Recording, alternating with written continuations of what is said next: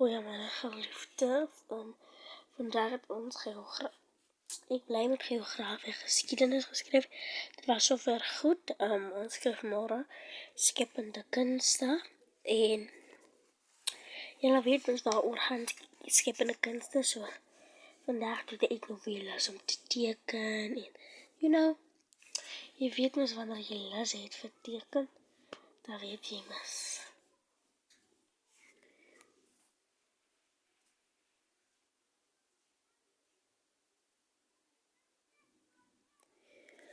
Dis hoe sy lyk kan waar my camera plak. All the ja, dis mooi, né? So, gister het ek met my eie blogpunt geskryf. Vandag skryf ek met hom. Gister het ek met my perspunt geskryf.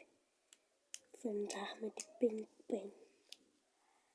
So, baie ek gaan nou op video vir julle maak hoe ek my hare vasmaak en hoe ek my bonnet opsit.